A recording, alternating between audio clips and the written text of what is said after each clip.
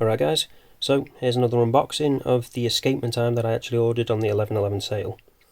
So I'm not entirely sure what the name of this one is, but it has a PT5000 movement.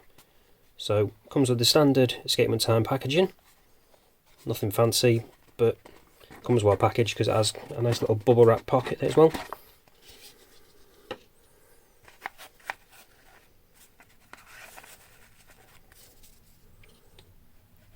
So here it is. Not got anything else in there. Nope, just the watch. So there's not too much wrapping on it as well, which is good. So I can actually quickly get this done on here, I think. He says.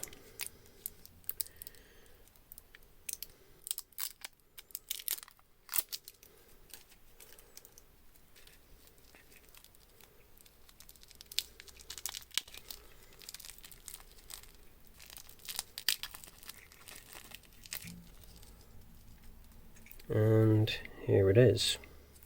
Is there more plastic on there? Yeah, there is.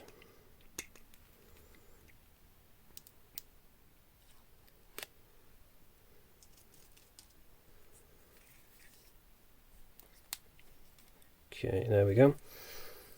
So, I don't think this is actually an homage of anything, as far as I know. I could be wrong. If anybody does know, leave it down in the comments. But as far as I can tell, I think this is an original design. And it's actually quite a nice one as well. It's definitely different. And there's that PT5000 movement. The main reason I bought this watch, because I am really liking these movements at the moment. I've got a few of them now. First impressions, let's get a quick zoom in. Give it a quick wipe actually. Everything appears to be lined up pretty well. Nothing glaringly obvious. Let's give it a quick wind. Okay, so it's working. It's always a good start.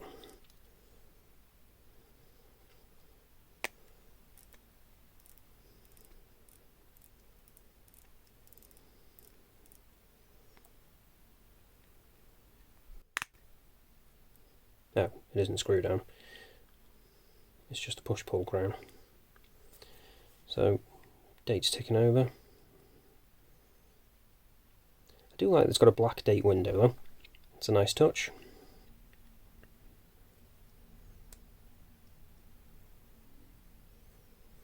Seems to be alright.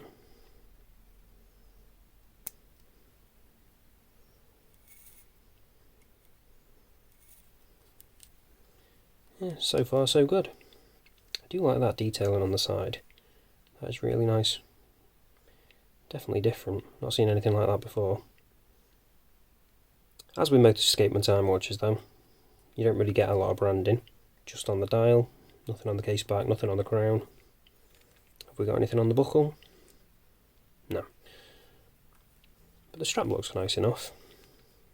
But let's zoom out. Genuine leather, handmade, nice stitching, as you can see, 22mm.